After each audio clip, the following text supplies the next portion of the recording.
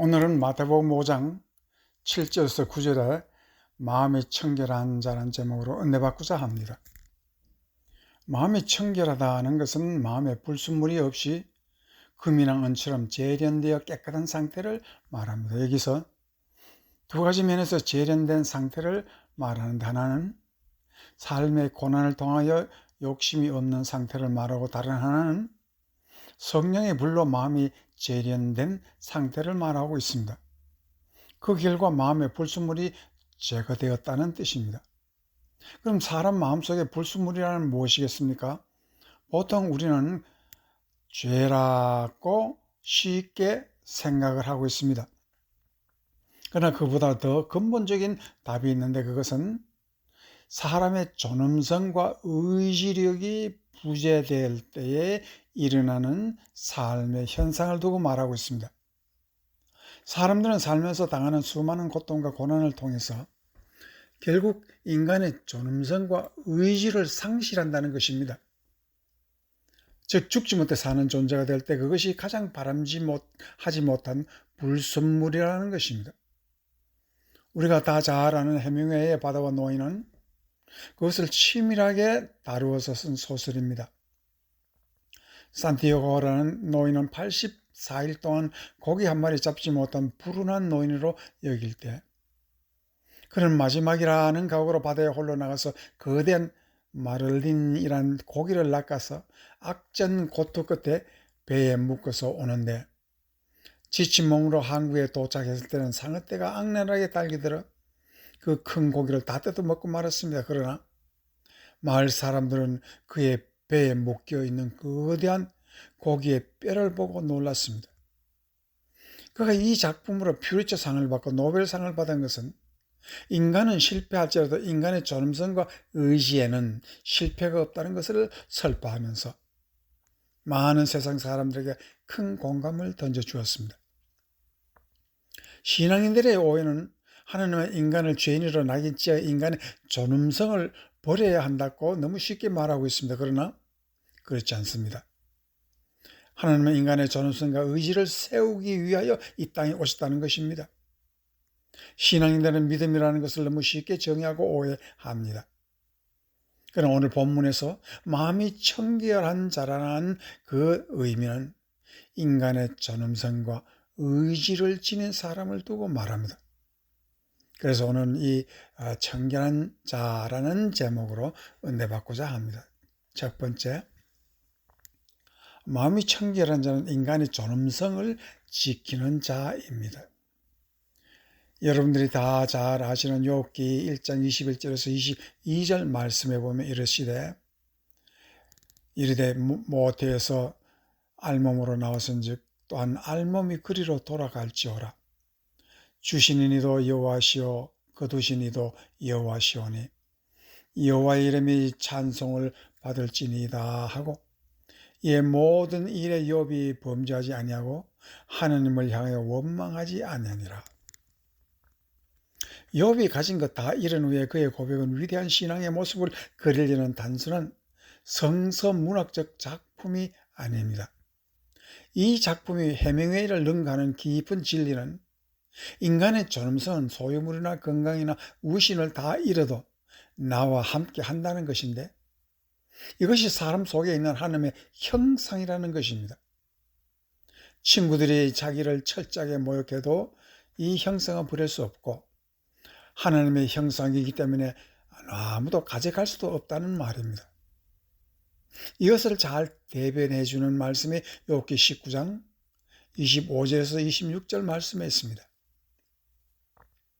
내가 알기는 나의 대속자가 살아계시니 마침내 그가 땅 위에 서실 것이라. 내가 가족이 벗김을 당한 뒤에도 내가 육체 밖에서 하나님을 보리라 라고 했습니다.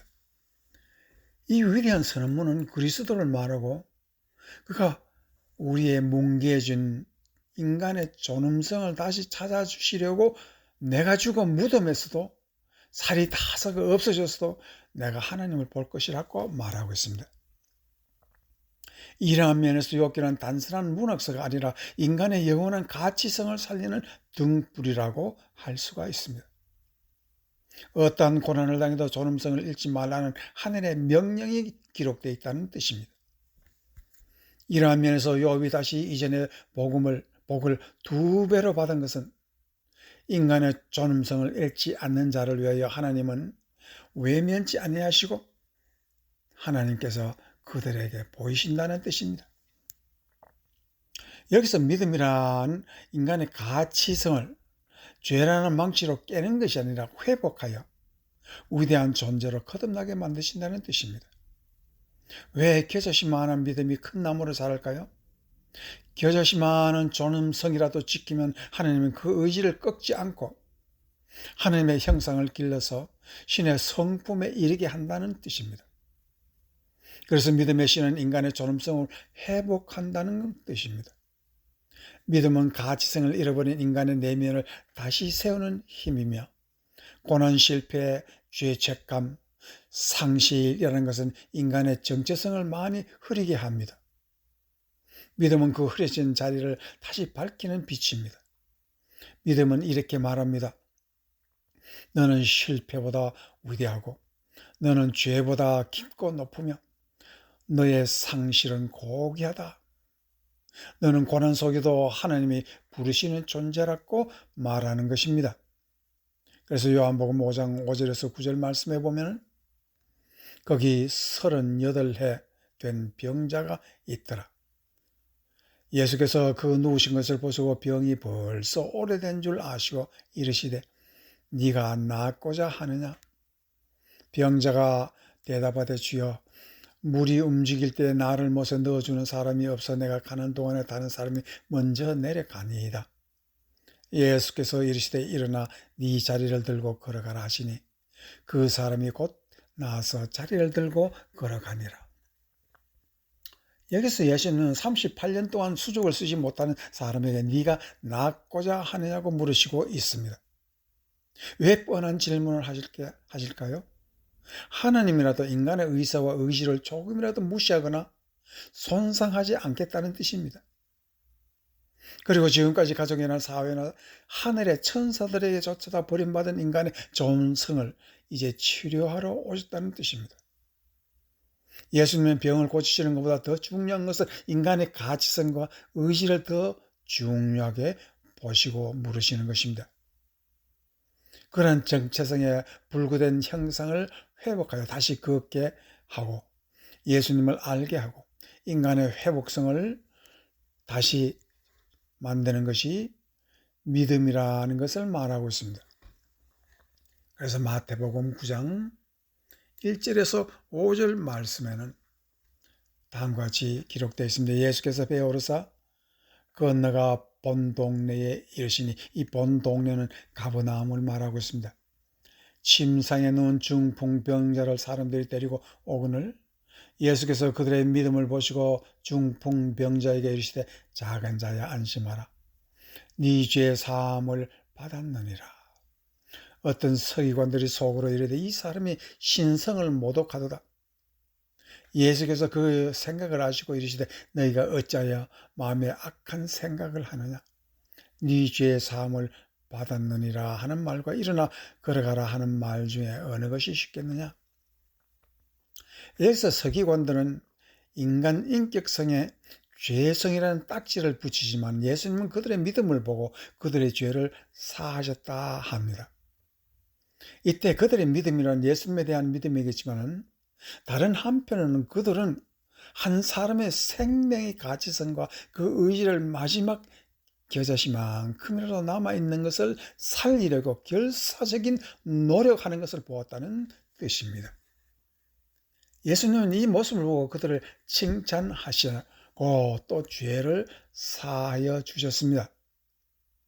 이 뜻은 인간의 존엄성을 죄를 능가하는 하나님의 형상의 고귀함을 말한다는 것을 말하고 예수님은 이러한 인간의 형상을 위해서 십자가를 지시겠다 공포하시는 것입니다.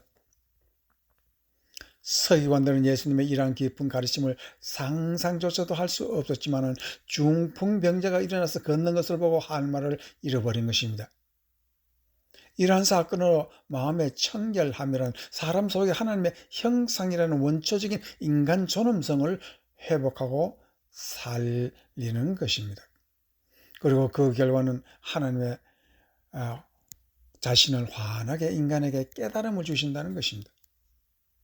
이제 병난 사람은 많은 무리들이 그 사람을 보고 다음같이 말하고 있습니다. 마태복음 9장 8절, 무리가 보고 두려워하며 이런 권능을 사람에게 주신 하나님께 영광을 돌리니라.